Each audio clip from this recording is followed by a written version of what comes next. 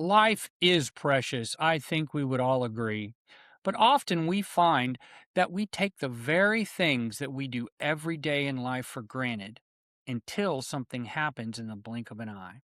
Hello, I'm Tom Russo, and this is In a Blink of an Eye, where we discuss stories from ordinary people whose lives are changed in an instant and how they overcame through faith, courage, and determination. Join me on this podcast for uplifting stories of how people face various challenges and learn to not only survive, but thrive. In a Blink of an Eye is sponsored by TradingCardsMarketplace.com. Discover, connect, collect. That's TradingCardsMarketplace.com. Now, I have to tell you, folks, as I tell you every time because every guest is so special to me, I have two amazing people that have a wonderful love story, and I can't wait to get to it. I want to introduce you to Dayna and Armando Flores. Dayna and Armando, thank you so much for being with me today. Thank you for having You us. all excited? Absolutely. Absolutely. Well, I usually like to start out with kind of where y'all are from and how we kind of got to where we're going. I'll start with you, Armando, and then I'll go to Dayna. Armando, so tell me a little bit about where you grew up and where you're at now. Born in Lufkin, Texas, in Navasota, Texas, my whole life, and now I live in College Station. Outstanding. And Dayna, yourself? I'm originally from Charlottesville, and I moved to College Station, Bryan area about 8 years ago.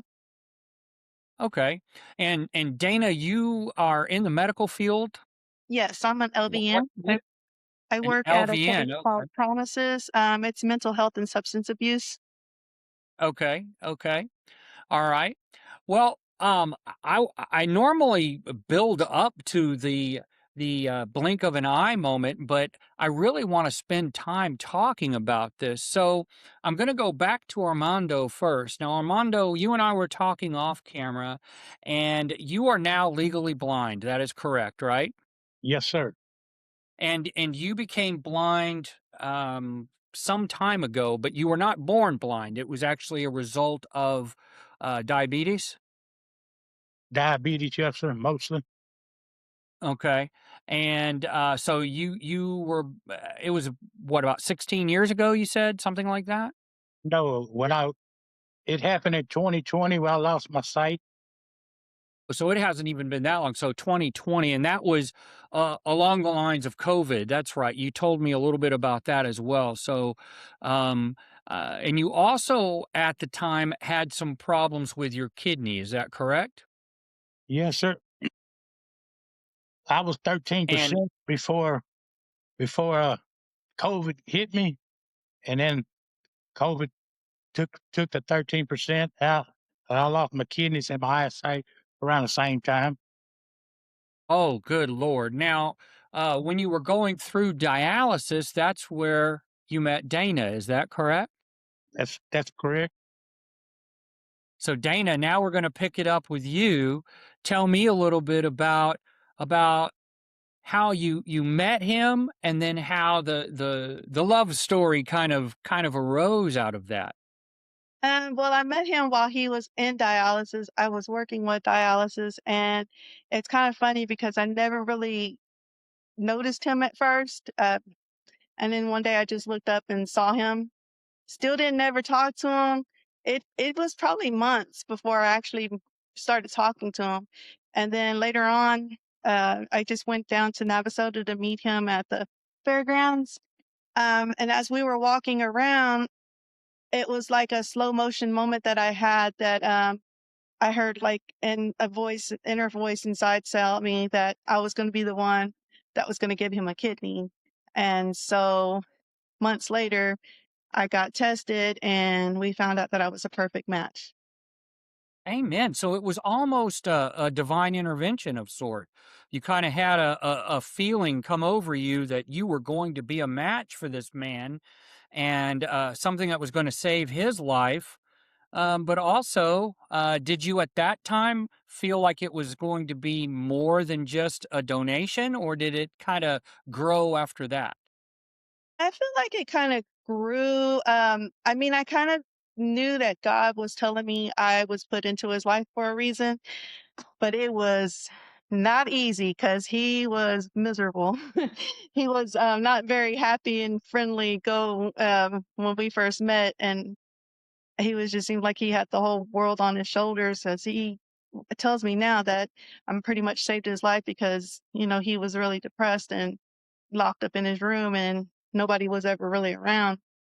So it was just kind of hard at first. And then I had even told him if, if we don't work out, that's fine. I'm still wanting to give you a kidney. So it's nothing that I feel like you need to, we have to like Right. be together. So I had planned to give it to him regardless. Well, and that's unbelievable because you felt called by God to do that. But Armando, let's go back to you and talk about that depression and that dark place, if you will. I mean, you lose your sight, you almost lose your life because of the kidney. I understand why that can be depressing. I only had a small portion of that, and I was incredibly depressed. So I can't imagine the levels. How Tell me a little bit about that dark place that you were at and how somebody like Dana was able to pull you out of that. Well, when I lost my sight, I had to quit working and went to dialysis every Monday, Wednesdays, and Fridays. And every day I got home from dialysis, ate lunch, and went to my room and basically lived there. The phone calls quit coming in, people quit visiting. So, yeah, I was very depressed for a long time. No, it was lonely almost, right? You kind of felt isolated, like uh, uh, the whole world was against you. The whole world had something out for you, right? Yes, Now, are you a man of faith? Did faith help you at all through this, or was it more the love that Dana nurtured you back that kind of put you back on this positive track? Because I went to their wedding, guys. My wife knows Dana, and we got invited to their wedding, and it was beautiful. So I'm jumping ahead a little bit, but I've only known Armando a couple of times. I've been able to visit with him, and he's always been so fun and pleasant. So I'm trying to envision this as this dark area and this dark time for you. Tell me a little bit about your personal faith, or if it was that. well, we started going to church, trying to find the right church, but we still hadn't found one yet. But yes, I give all the thanks to Dana. She pulled me out of the dark spot that I was in, and we've been going ever since. But yeah, I give all thanks to her. I That's think gorgeous. I That's think with his beautiful. faith in God at that time, I don't think I think he didn't have that then. And since we've been together, I feel like that was probably another mission of mine was to put God back into his heart. Well, I can understand that. I mean, is it fair to say, Armando, that not only did maybe you not have faith in God, but maybe you were angry with God as well? Yes, sir. We could say that. Playing the why me card. Why did all of this go bad? Why did the eyesight go bad? Why did I get COVID? Why did I lose my kidneys? All of these things are things that circulate through your mind, right? Yes, sir. Well, and then Dana, I want to talk to you about the incredible strength and sight. You said you felt like you had this divine intervention to donate a kidney, and that is a huge step. Now, first of all, medically there has to be a perfect match. And so that you were called like this, you almost felt like it was gonna happen, right? It was gonna happen. You were gonna Right. be the match. How long did it take to get that match? How long did it take that time frame to Oh, figure it out? we had so many obstacles in the beginning. When we first found out in 22, he got an infection in his foot, so his big right toe. We could not have the operation until that was cleared up. So he had a whole IV antibiotics to go through for that and ended up amputating that toe. So it was a whole ordeal with that. And then I had to be X amount of weight. So I had to lose weight before we could have the transplant. And then so finally in 24, February 1st was the day we had our transplant. Um, and that's when that ice storm came in. So Baylor Scott and White and Temple was calling us the day before to go ahead and make our way there so that we would be there in the morning, or we'd probably miss the operation because of the weather.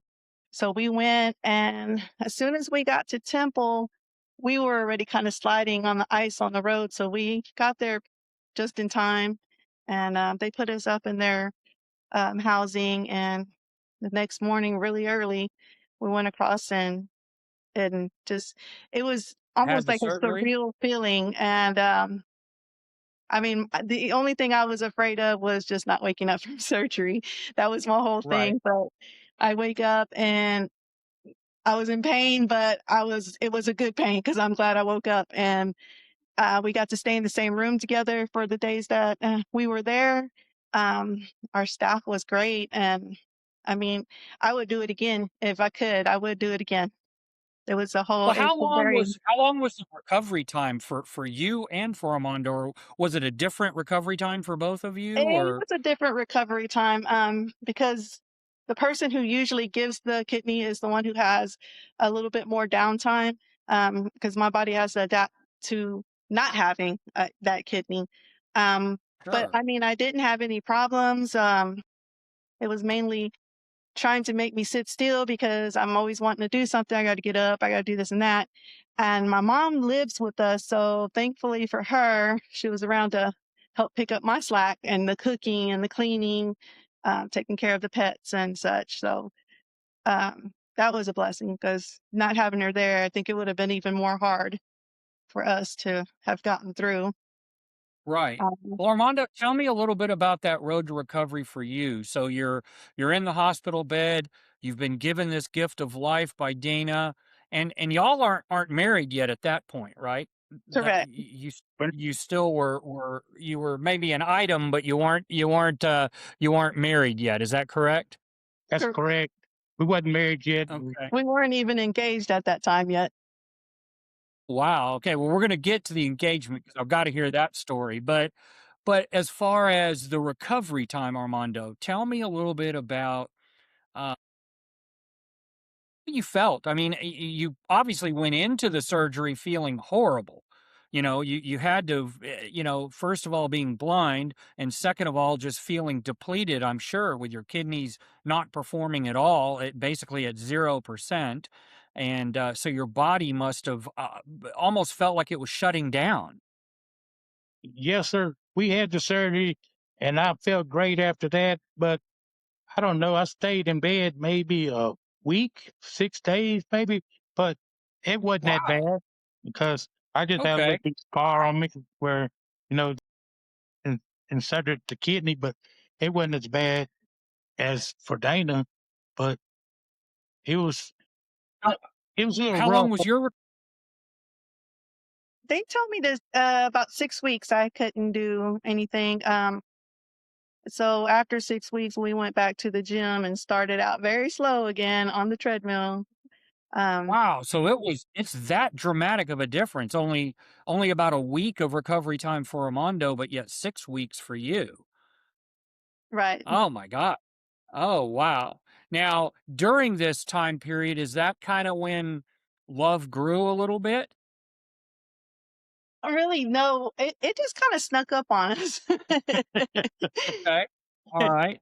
So, I gotta ask the obvious question. Tell me about who asked who and how? Inquiring minds wanna know. So our proposal wasn't like as romantic as most women. We like to fantasize of that time, but we were just sitting on the couch one day, and Armando's like, "I think we should probably get married." So that was my proposal. Well, Armando, I'm with you though, man. Simplicity is beautiful. I like it. I like it a lot. So, you got excited about that, I'm sure, and you started building this life. I know you had this beautiful wedding in this country setting, and like I said, I went to that wedding, and it was spectacular, folks. Believe me, it was simple, but yet in this beautiful facility, and it was just everybody was wonderful, and I enjoyed it so much, and it was such a friendly atmosphere, and such a great occasion, and it was such a happy occasion. I remember telling Cindy, my wife, how happy I was for the couple. And getting to spend just a little bit of time at the wedding because you're the guests of honor there, and so everybody's wanting to talk to y'all. So I didn't get to talk to y'all that much there, but it was certainly a beautiful ceremony. But but tell me a little bit about your life now. So you've been married 2 years now, and you've settled into a regular uh, path of what you do on a daily basis. You mentioned this job that you have now. It's more of a drug abuse. Was that the job you had then, or did you Um, change well, jobs, I've Dana? been with the mental health substance abuse um, place for probably 3.5 years now. So before Okay, that, I was in dialysis shortly, and then I went back to nursing home. But then I went to the mental health substance abuse. So I've been there since. okay, okay. All right. And take me through a typical day right now for y'all, as far as what do you have to do? I would say different, to make life better for both of you with only one kidney. Each of you have one kidney now, so I'm sure there are dietary restrictions. I'm sure there are activity restrictions. Tell me a little bit about that. Um, well, you'll hear me say this a lot to a lot of people. Nobody ever tells you how hard it's going to be married, for one. And Well, no. then, with all the extra things that we have to do every Armando's morning. smiling when you say that now. I saw that smile. I saw that smile. So it's just hard for him. I My mean, good eye saw that. he amazes me though, because while I'm at work, he'll be here. He does wash clothes. He'll fix the bed. He vacuums. He tidies up around the house. He walks on his treadmill when I'm gone. So those are different things that we've learned to do together.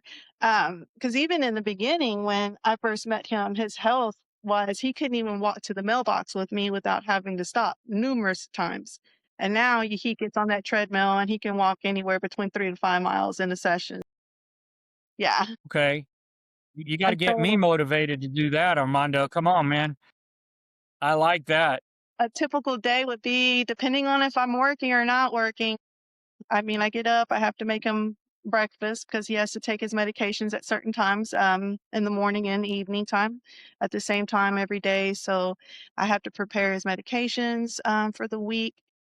We do pharmacy runs, grocery store runs.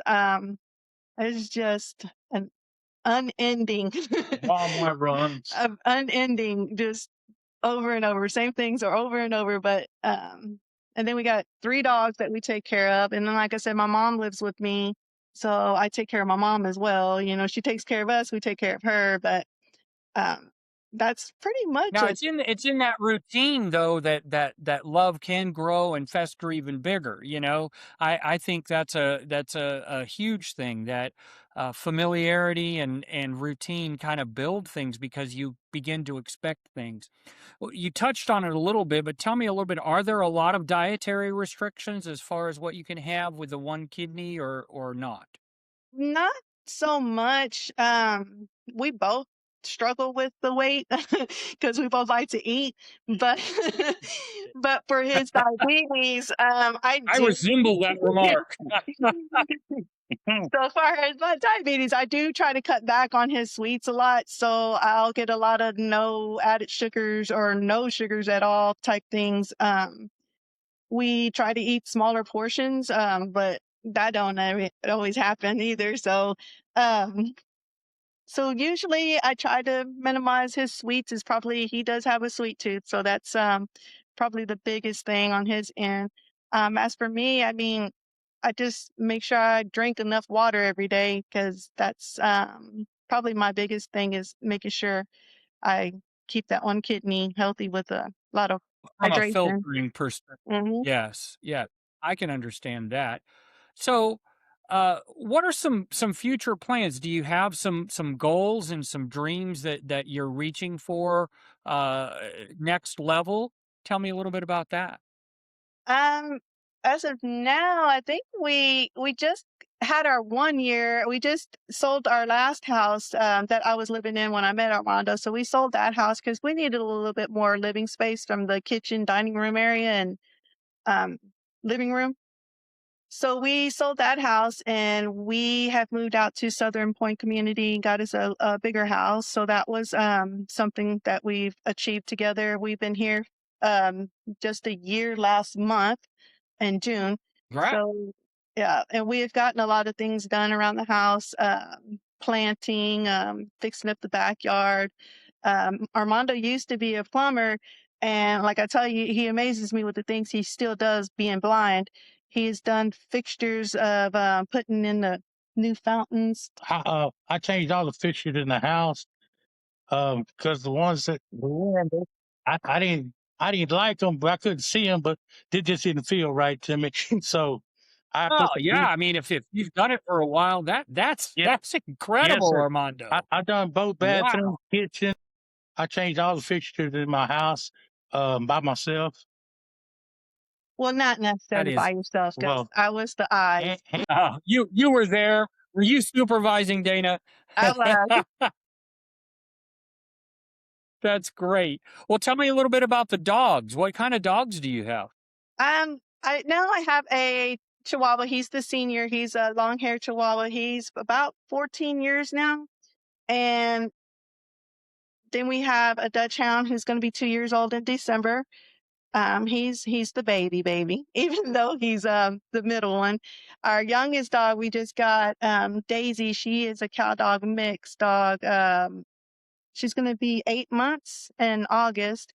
So she's still very puppy, very active, still Right. training. Now I She's know a handful. now I know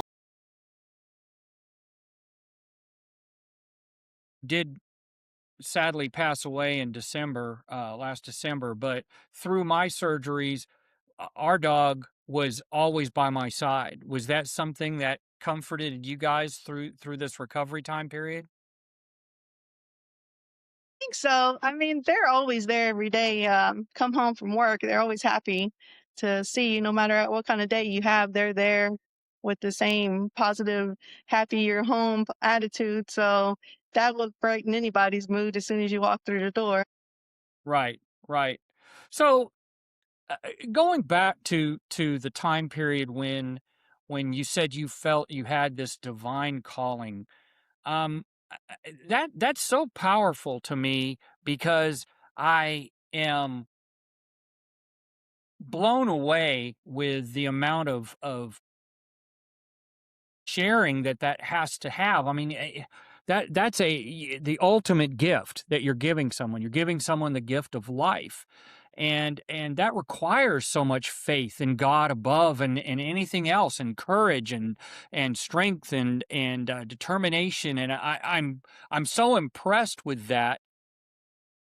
Tell me a little bit about your faith journey through that. Did Was God there with you every step of the way, or was it something where you kind of just felt this was what you had to do, and prayed that God would help you through it? Tell me a little bit about that journey. So even I had failed to mention that when I had those thoughts at that day, that first day, I even said it out loud to Armando because it was also saying, "Go ahead and tell him because you're going to be the one." Well, I told him, and he says, "You don't even know me like that. Why would you? Why would you give me a kidney?" And I'm like, I'm just going to be the one who's going to do it." And that was the end of that conversation for a while.